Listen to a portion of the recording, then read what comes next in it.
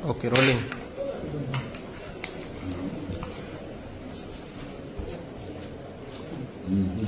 Rolling. Ready? कल लोकसभा में एक बिल पेश हुआ है, वक्फ बोर्ड को जो है उसमें संशोधन किया गया है, किस तरीके से देखते हैं आप इसे? वक्फ बोर्ड का जो आप और सबने सुना है, जो चल रहा है लोकसभा में बिल जो आ रहा है, आया, पहले आने की बात सुनी, फिर बिल आया और सबको दिल में था कि भाई क्या होगा क्या नहीं होगा, क्योंकि खास करके मैं आपको ये बताऊं कि हमारे यहाँ पिछले काफी सालों से चल रहा है कि कोई भी बिल आता है तो बिल में क्या खूबियां हैं क्या खामियां हैं, उनको देखने से पहले कुछ लोग ऐसे होते हैं जो हाउला शुरू कर देते हैं, हमारे मुस्लिम समाज को यूं डराना शुरू कर देते हैं कि भाई ये बिल तुम्हारे खिलाफ आ रहा है, ये फला फला बातें इसमें हैं। लेकिन हकीकत ये होनी चाहिए कि हमारे जो कोई भी मामला हो उसमें जो जानकार लोग हैं उनको पढ़ना चाहिए, उसको देखना चाहिए भाई इसमें क्या खामियां हैं क्या खूबियां हैं, और उसके बाद उसका पक्ष हो या विरोध करें, बाद में तो करें। लेकिन यहाँ सिस्टम बना रखा है कि बिल से पहले हा उल्लाह शुरू हो जाता है। अपन सबने देखा था 3 तलाक के बिल में भी यही हुआ, उससे पहले भी बहुत सारे बिल जो लाए गए। अब ये वक्फ वाला बिल ये काफी दिनों से चर्चाओं में था कि अभी आ रहा है, कौन सा क्या होगा क्या नहीं होगा। वो रात को बिल आ गया, सदन में सबकी चर्चाएं सुनी, पक्ष वालों के भी अपन ने सुना, विपक्ष वालों ने सुना। हमारे जहन में ये लग रहा है कि जितना इन्होंने हाउला किया है इतना कोई इसमें खामियां नहीं थी।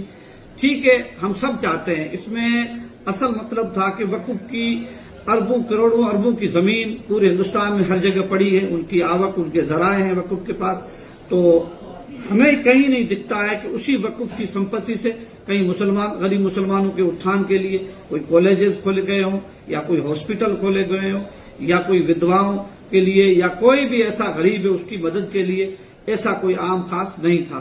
तो हमने अभी जो इसमें हमारी जानकारी में आया है कि सरकार चाह रही है कि पसमानदा मुसलमान हैं, गरीब मुसलमान हैं, उनको इसका हिस्सा मिलना चाहिए, इनकी जो भी आमदनी हो उसमें उनको आगे लाने के लिए कोशिश की जाए।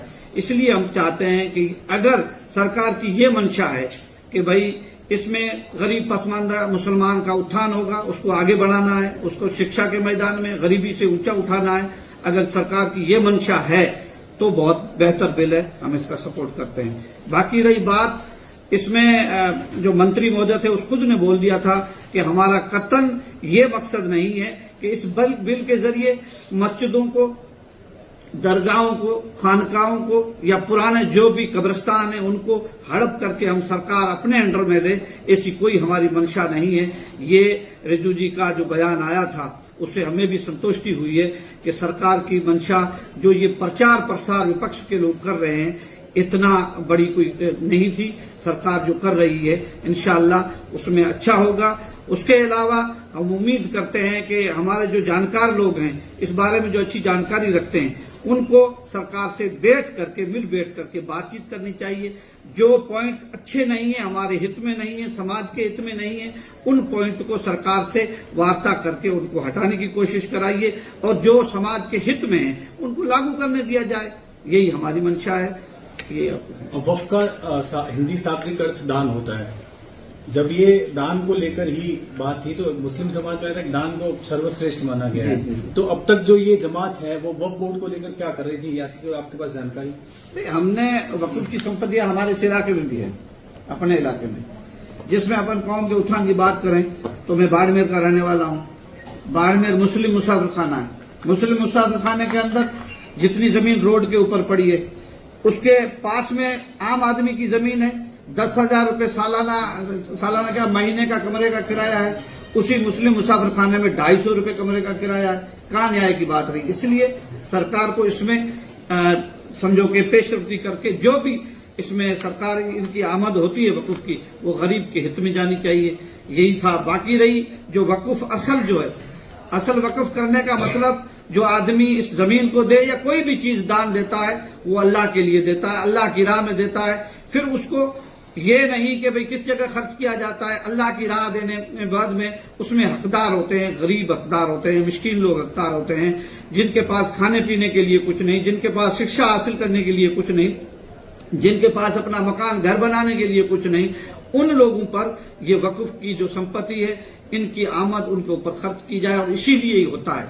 ये नहीं कि हमारे यहाँ इंडिया में अभी चल पड़ा हर जगह, जितनी भी अपन बाहर शहरों में जाते हैं, बड़े बड़े शहरों में बड़ी बड़ी मेन जगहों पे वक्फ की संपत्ति है, वो सारे वहाँ के जो मेन आदमी हैं उनके समझो चंगुल में आई हुई है। कोई गरीब आदमी को, हकदार को उसका हक नहीं मिलता। इसलिए ज्यादा जो चिल्लाने वाले जो लोग हैं वो लोग हैं जिनका वक्फ पर नाजायज कब्जा है। बाकी विपक्ष जो बात कर रहा है, कुछ सेकुलर पार्टियां मुसलमानों के लिए ज्यादा आवाजें उठाती हैं। हमारा तो ये लग रहा है, पिछले काफी सालों से देख रहे हैं कि सेकुलर पार्टियों ने जितना मुसलमानों को डराया और उसके दिल में खौफ पैदा करने की कोशिश की, और बीजेपी के खिलाफ उन्होंने उकसाने की बात सिर्फ इसलिए करते हैं कि उनका वोट बैंक बना रहना चाहिए। बाकी उनका मुसलमानों का भला करने का कोई प्रोग्राम नहीं है। वो चाहते हैं कि मुसलमानों को डरा के रखो ताकि मौजूदा सरकार, हमारी सरकार में हिस्सेदारी इन्होंने खत्म करा दी। बेशक बहुत सारी बातें, सवालात इनके हैं कि मुसलमानों की हिस्सेदारी क्या है। सरकार हर जगह हम देख रहे हैं कि सरकार गरीबी के उत्थान के कामों में कोई जात पात धर्म देख के नहीं करती है।